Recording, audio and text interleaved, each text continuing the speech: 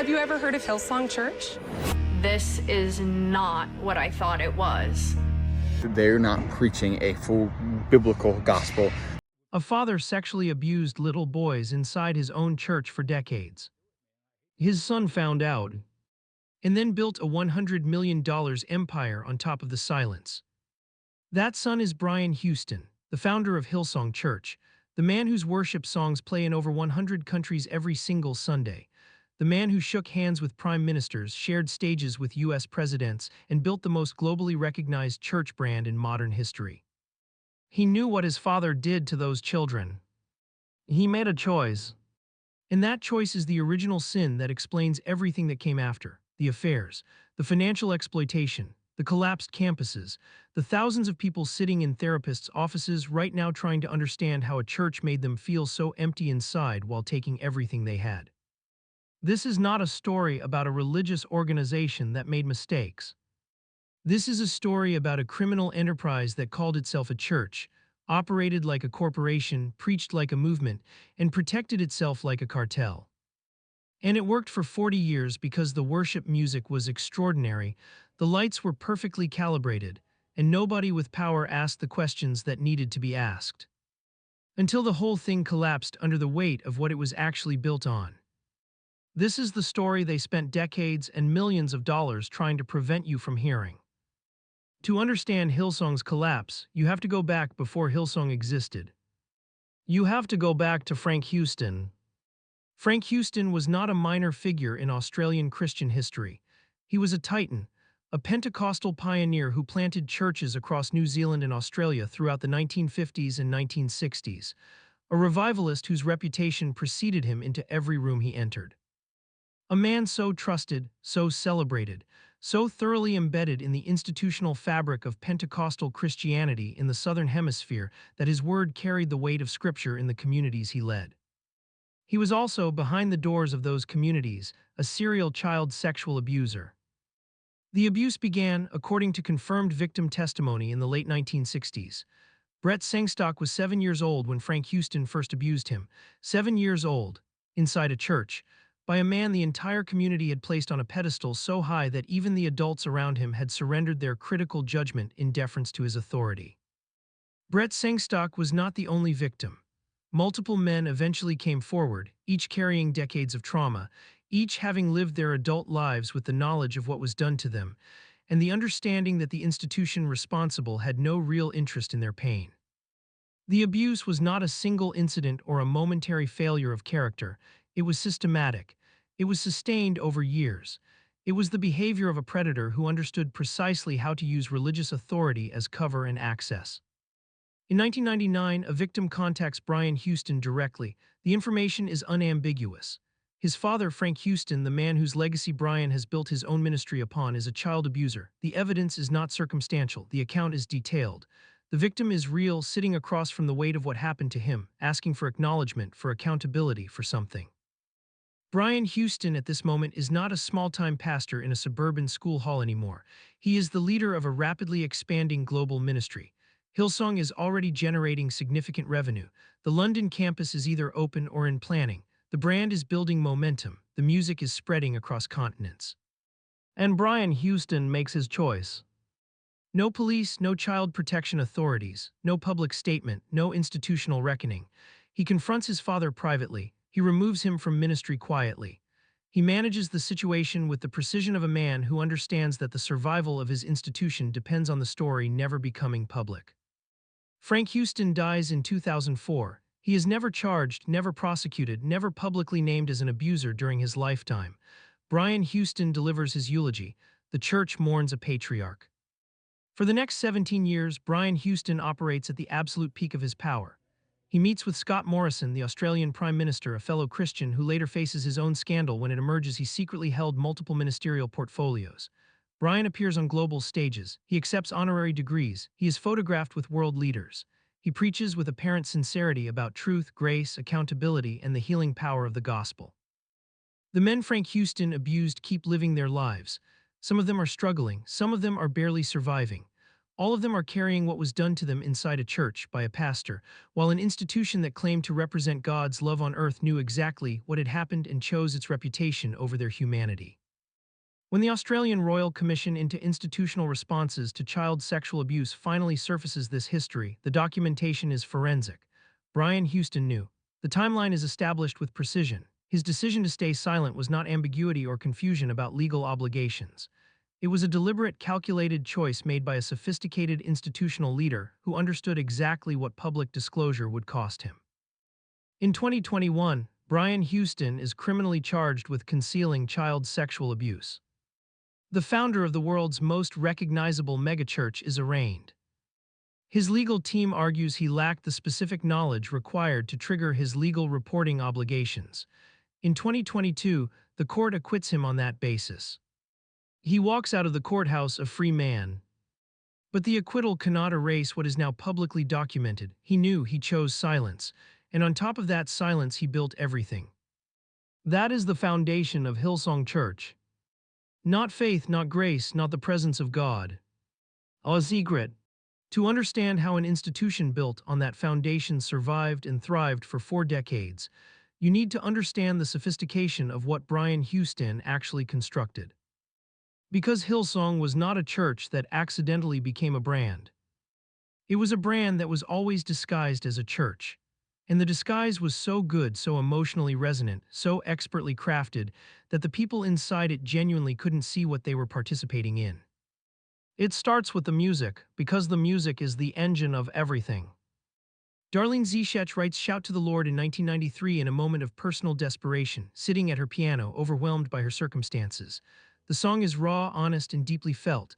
It spreads through churches worldwide with a velocity that no marketing strategy could have manufactured. It is sung in the White House. It appears on American Idol.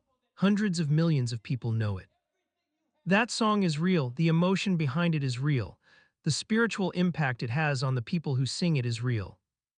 And Hillsong takes that reality and builds a machine around it. By the 2000s, Hillsong is not just producing worship music. It is operating the most successful Christian music enterprise in history. Hillsong United, Hillsong Worship, and later Young and Free generate a catalog of songs that become the default soundtrack of evangelical Christianity worldwide. Oceans, What a Beautiful Name, Cornerstone, So Will I, King of Kings. These songs win Grammy Awards. They chart on mainstream Billboard rankings. They stream hundreds of millions of times on Spotify. The financial architecture around this music is where the story gets complicated. Hillsong Music operates through publishing entities that are legally distinct from the church itself. Songwriters who are simultaneously church employees or volunteers contribute to music that generates commercial revenue through these separate entities. The royalty distribution from this music, specifically the question of who receives what percentage of the income generated when tens of thousands of churches worldwide license Hillsong songs for their services, has never been fully and publicly disclosed. What is publicly known is that the senior figures connected to Hillsong's music operation accumulated significant personal wealth during the same period, when ordinary church members were being consistently and systematically taught that sacrificial financial giving was a mark of spiritual maturity. The production model amplifies everything. Hillsong services are not simply improved church experiences, they are engineered emotional environments. The lighting rigs used in major Hillsong campuses cost hundreds of thousands of dollars. The sound systems are calibrated with the precision of professional concert venues. The stage design, the camera work for live streaming, the visual aesthetic, all of it is borrowed directly from the entertainment industry and deployed in service of an experience that feels spiritual because it is designed to feel spiritual. This is not an accident or an aesthetic preference. It is a deliberate psychological strategy. Communal singing, particularly in a darkened room with professional sound and lighting, triggers measurable neurochemical responses. Oxytocin release, elevated emotional states, a profound sense of connection and belonging. When those experiences are repeatedly associated with a specific institution, that institution becomes neurologically embedded in the individual's sense of identity and community. You don't just like Hillsong, you feel it in your body. And when something is embedded at that level, questioning it doesn't feel like intellectual inquiry. It feels like self-destruction. That is the mechanism Hillsong used to maintain loyalty, not theology, not argument, Not even relationship, though relationship played a role. Neurochemistry engineered at scale. The campus expansion strategy brings this to a global level. By 2019, Hillsong has campuses in over 30 countries. Each one replicates the aesthetic and emotional experience with franchise precision. Same lighting approach, same musical style, same preaching cadence, same visual language.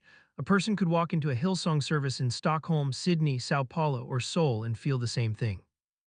That consistency is not organic, it is manufactured. And it is extraordinarily effective at creating the sense that what you are experiencing is universal, transcendent, and therefore divine. When everything feels that way, the financial ask feels different too. When you believe you are participating in a global move of God, when the experience in the room confirms that belief at a neurochemical level every single week, giving money doesn't feel like a transaction. It feels like participation in something eternal. That feeling is what Hillsong monetized. Carl Lentz is the most visible symbol of Hillsong's collapse because Carl Lentz is the most visible product of Hillsong's system. He did not create the culture that enabled his behavior, he was created by it. Hillsong's Leadership College in Sydney, which Carl attended, functions as a training ground not just for theology but for a specific kind of ministry personality. Charismatic, media fluent, aesthetically curated, comfortable with celebrity, skilled at creating emotional connection quickly and at scale. These are the qualities the institution selects for and cultivates because these are the qualities the institution's model requires. Carl has all of them in exceptional abundance. When Hillsong launches its New York City campus in 2010, placing Carl Lentz in charge is not a pastoral decision. It is a casting decision. New York City requires a specific kind of face, someone who can move between the church world and the cultural world without friction. Someone who can sit courtside at a Knicks game and in a pastoral counseling session with equal credibility. Someone whose Instagram feed functions as a ministry tool because in the attention economy, visibility is influence and influence is growth. Carl delivers everything the role requires. The campus explodes, services overflow. Hillsong NYC becomes the most talked about church in America. The celebrity connections arrive and compound: Kevin Durant, Selena Gomez, Vanessa Hudgens, and then the ultimate capture, Justin Bieber. In 2014, Justin Bieber is the most famous young man on earth and he is visibly disintegrating. Arrests, court appearances, behavior that dominates tabloids daily. Carl Lentz inserts himself into that crisis with perfect timing and becomes Bieber's pastor, his spiritual anchor, his most photographed companion. In 2015, Carl baptizes Justin Bieber in an NBA player's bathtub in Manhattan. The story goes global within hours. Every news outlet on earth covers it. Hillsong is now beyond church, it is culture. But here is what the cameras don't see. Inside Hillsong NYC, Carl Lentz is effectively ungovernable. His accountability structure is, in functional terms, non-existent. He reports to Brian Houston in Sydney, a man running a global empire from the other side of the planet. His local board is, by multiple accounts from former insiders, almost entirely deferential. His schedule, his expenses, his access to vulnerable people are all essentially unsupervised. The complaints begin years before the public exposure. Former staff members describe raising concerns about Carl's behavior with leadership and being counseled not to let a spirit of suspicion damage the ministry. Former congregants describe uncomfortable interactions that they minimized and dismissed because the culture had trained them to interpret their own instincts as spiritual weakness. This is a documented pattern in high-control religious environments. The institution doesn't just silence critics from outside, it trains members to silence themselves from within. When Carl Lentz is finally fired in November 2020 following the public accounts of multiple women, the details that emerge go significantly beyond a consensual extramarital affair. Multiple women describe a pattern of behavior that carries the specific hallmarks of pastoral sexual abuse. The use of spiritual language to frame inappropriate relationships as divinely sanctioned. The targeting of emotionally vulnerable individuals who come seeking pastoral care. The exploitation of the power differential between a celebrated pastor and a person in crisis who desperately wants his approval and connection. One woman describes being told directly by Carl that their relationship was something God had placed in her life. This is not romantic language. This is theological manipulation. It reframes exploitation as divine intention and makes the victim complicit in the narrative of her own abuse. Brian Houston's response, framing Carl's firing as swift zero-tolerance leadership, is itself a carefully managed narrative. Former insiders consistently describe complaints about Carl's behavior that existed within the institution for years before the public exposure. The implication is not ambiguous. The institution knew or had enough information to know and made a calculation. Carl's brand value outweighed the complaints, until the public pressure made him a liability. Then he was discarded with a press release. The women who came forward received no equivalent resolution, no institutional accountability, no structural acknowledgement that the system which enabled Carl was as responsible as Carl himself. Just a statement, and a new news cycle. The financial story of Hillsong is inseparable from its spiritual story, because the financial structure is specifically designed to use spiritual authority to neutralize financial scrutiny. Let's be precise about the scale we are discussing. Hillsong's combined global revenue exceeds $100 million annually. In Australia, the church's asset base has been assessed by financial analysts at over $50 million. In the United States, Hillsong operated under religious tax exemption, which in practical terms means its financial records were shielded from the public disclosure requirements that govern every other organization of comparable size and revenue. Nobody had to show the congregation where the money went. And the congregation was trained not to ask. The tithing culture at Hillsong is sophisticated in its application of what theologians and psychologists who study high-control religious groups both recognize as coercive financial practices. The theological framework deployed is a variant of prosperity gospel, though Hillsong always maintained enough distance from its most explicit manifestations to retain credibility with slightly more theologically sophisticated audiences. The language used is telling, seed planting, kingdom investment, breakthrough giving, sacrificial offering. These are not neutral descriptors. They are psychological reframes that transform financial extraction into spiritual participation. When you give money to Hillsong, you are not paying for a service or donating to a charity. You are planting a seed that God will return to you multiplied. You are investing in the kingdom. You are proving the depth of your faith through the scale of your sacrifice. This framework is not theologically neutral, and it is not financially harmless. It specifically targets people in financial desperation. It promises divine intervention in exchange for money those people cannot afford to give. It creates guilt around not giving. It reframes financial sacrifice as spiritual virtue. And it does all of this inside an emotional environment, the engineered worship experience that has already bypassed the individual's critical faculties and created a state of heightened suggestibility and emotional openness. The victims of this system are not financially unsophisticated people who should have known better. They are human beings whose trust was weaponized against them. A single mother in Phoenix tithed faithfully for 4 consecutive years. She missed rent payments twice during that period. She removed her children from extracurricular activities to maintain her giving. She gave over $8,000 in total, money she needed, money her children needed, because she believed she was participating in something divine, and the institution she trusted confirmed that belief every single week. During the same period, Brian Houston's documented travel expenses exceeded $200,000. A young couple in Dallas donated $25,000, the entirety of their savings, during a capital campaign for a new campus building. They gave in faith as they had been taught. They gave sacrificially as they had been instructed. That campus closed in 2022 without explanation, without warning, and without any mechanism for those donors to recover what they gave. Their money is gone, the campus is gone, the leadership that took their money has moved on. They are left with nothing but the theological framework that told them giving it was righteous. Worship team members across multiple campuses contributed skills that would command significant professional compensation in the secular market. Sound engineers, lighting technicians, musicians at professional performance level, graphic designers, video producers. These individuals served in many cases for years, contributing tens of hours weekly, and received nothing or nominal compensation while the institution generated millions from the productions they made possible. They were told it was their offering. The institution took that offering and built a commercial music empire with it. The financial damage is quantifiable, the psychological damage is not. But the research on spiritual abuse and religious trauma has become increasingly rigorous in the last decade, and what it documents is severe. Complex post-traumatic stress disorder is commonly reported among survivors of high-control religious environments. The mechanism is specific and distinct from other forms of institutional trauma. When an institution uses divine authority to control behavior, silence dissent, and interpret reality for its members, it doesn't merely damage the individual's relationship with that institution. It compromises the individual's relationship with their own internal sense of truth and their own capacity to trust their perceptions. Because they were explicitly taught within the institution to distrust those perceptions. Doubt was spiritual weakness.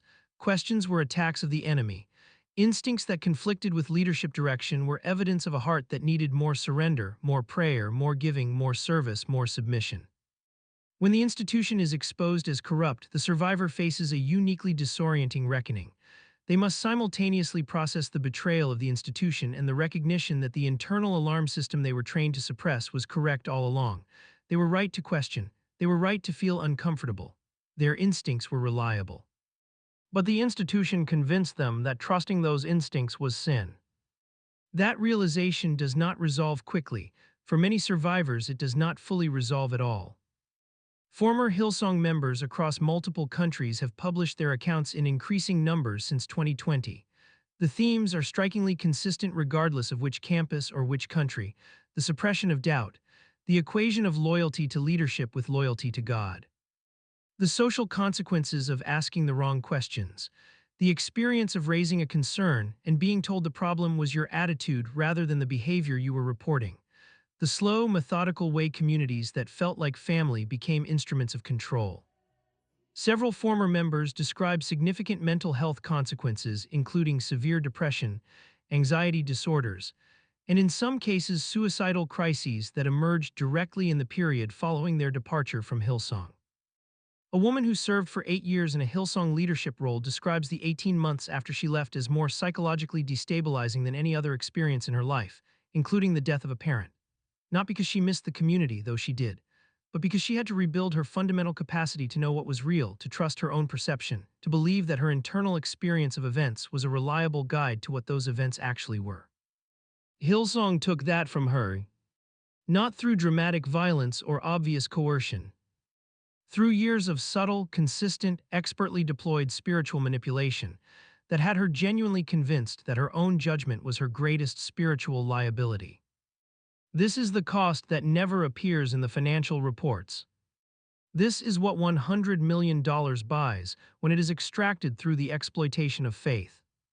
Not just money, not just time, the capacity to trust oneself.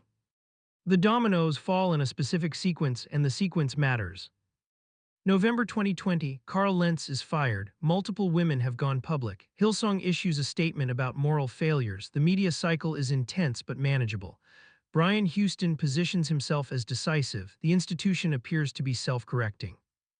The Australian Royal Commission findings regarding Frank Houston's abuse and Brian Houston's concealment become impossible to ignore.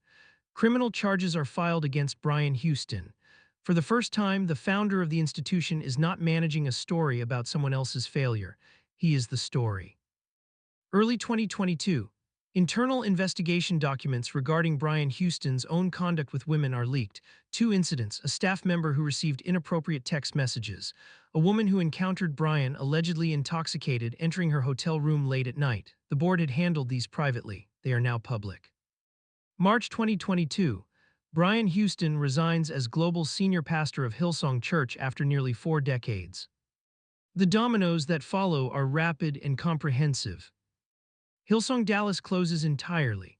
Hillsong Phoenix disaffiliates from the global network. Hillsong Atlanta walks away. Hillsong Kansas City disconnects. Hillsong Melbourne faces its own internal crisis. Multiple senior pastors across the network resign or are removed amid their own separate misconduct allegations.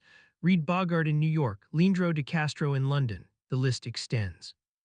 Each closure and each resignation strips away another layer of the brand's credibility. Each story that emerges adds detail to a picture that becomes, in its totality, impossible to interpret as a series of isolated failures. This is systemic. It was always systemic. The system produced these outcomes because it was structured to produce them. Unaccountable leadership produces misconduct. Financial opacity produces exploitation. Image prioritization produces the suppression of victims. Celebrity culture produces the insulation of high-value individuals from the consequences of their behavior. Hillsong did not fail despite its structure. It failed because of it. Here is what Hillsong actually was. It was an organization that used the language, the aesthetics, the emotional architecture, and the cultural authority of Christianity to build a self-perpetuating system that primarily served the financial, reputational, and personal interests of its senior leadership, while extracting money, labor, loyalty, and silence from its membership. It was built on a buried secret about child abuse. It was sustained by engineered emotional experiences that bypassed critical thinking. It was protected by spiritual language that weaponized faith against the people who held it. It was enriched by financial structures designed to be invisible to the people funding them. And it was ultimately exposed not by any institutional self-correction, but by the accumulating courage of individuals, victims, whistleblowers, and survivors, who decided that the cost of silence was finally higher than the cost of speaking. Brian Houston did not build God's kingdom. He built his own, and the people who paid for it with their money, their trust, their labor, their mental health, and in some cases their entire capacity to believe in anything are still paying long after the empire came down. Those people are owed more than an apology. They are owed the full truth, spoken plainly, without the smoke machines and the perfectly calibrated lighting that made everything look holy when it never was. This is that truth. Every last word of it.